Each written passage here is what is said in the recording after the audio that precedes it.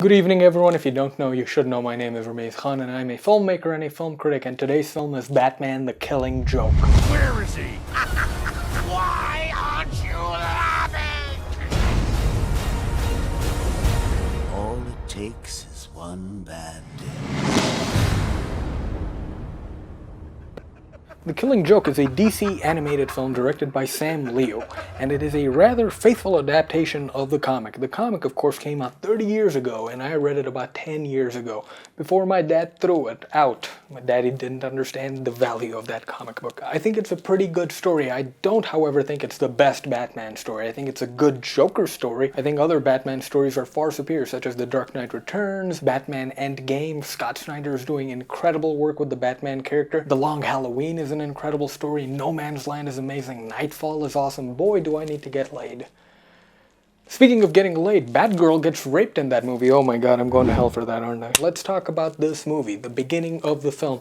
Do not worry if you do not recognize what's going on in the opening if you've read the comic, because neither did I. They added a 20-minute long to 25-minute long prologue for Batgirl. It's centered around the origin of Batgirl and how she morphed into becoming Batgirl. Stuff's not in the comic, and I'm not comparing it to the comic either. I'm aware that when a movie is adapted from a book or comic book, tons of stuff gets changed, left out, or put in.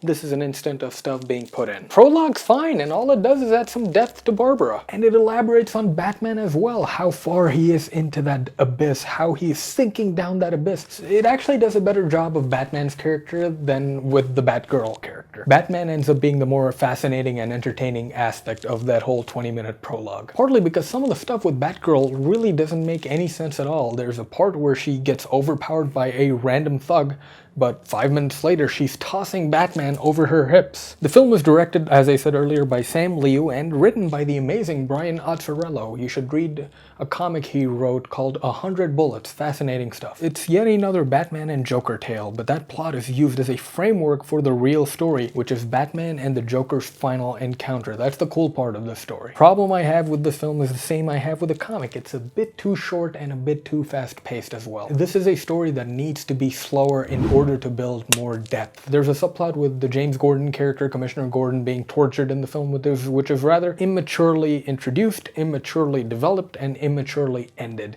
It's all too fast for an arc, and it seems like they are rushing to the ending of the film, which is, of course, the Killing Joke. Even the Joker's turn into the Joker is a bit rushed. He falls into a vat of chemicals, and literally about like a minute later, he comes out of the other end and he's the Joker. There is no shot of Batman, a close-up shot of Batman watching the Joker as he's falling down, regretting him not being able to save the Red Hood. There's none of that, so it feels a bit disjointed, and you don't care about their relationship because not enough effort has been made to make you care for their relationship of the Batman and the Joker. Kevin Conroy and Mark Hamill are legends if you didn't know already. This film has Mark Hamill's best performance as the Joker, in my opinion, because the source material helps him out a lot. As I said, there are flashbacks in this film about how the Joker became the Joker, and Mark Hamill really gets to do some goody two-shoes and honest work with the voice of the film. It's something we haven't seen before, and it's kind of nice hearing it. And because of that element of the story, it really adds a sadness to the Joker, which you kind of haven't seen in previous films. Kevin Conroy at this point can sleepwalk as Batman, dude. His voice is so badass, and he does some badass stuff because the dialogue is badass as well.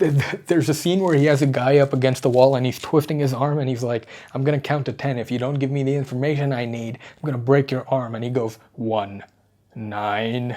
It's so friggin' badass, the dialogue and Kevin Conroy's voice. The look of the film to me is split down the middle. There's a mixture of hand-drawn animation, matte paintings, and CG animation. I like the way this film looks, and I don't like the way this film looks. One of the good things of the film is the first time we see the Batman and the Joker face-to-face in the jail cell. How the lighting covers the Joker but doesn't cover Batman's face looks so cool and sets up a great plot reveal. However, it's missing a lot of beautiful and evocative imagery throughout the rest of the film, and especially in the climax when the Killing Joke happens. There's no reflections of Batman and the Joker when the camera pans down to the puddle of water on the floor. There's no police lights in the distance. It's such a brilliant full stop of an ending because of the dialogue, and there's no oomph and there's no imagination to that ending visually. And of course, another piece of memorable imagery which came from The Killing Joke was of course Barbara getting crippled, she becoming the Oracle. And I must say it's kinda disappointing. They did a much better job in the video game Arkham Knight. Apart from its pacing issues and meh look of the film, this is still a fine film, and it's a worthy film to get an adaptation because of the legacy of the comic book. And the comic book, you should read it as well. It's a must read if you're a Batman fan or looking to get into Batman. The idiots over at the DC Cinematic Universe should just take existing comic books and adapt them as one-offs. That would be fantastic. But since they'll never do that, DC will remain the king of just the animation superhero picture. Seriously, did you see that god-awful trailer for the Justice League? Oh my goodness.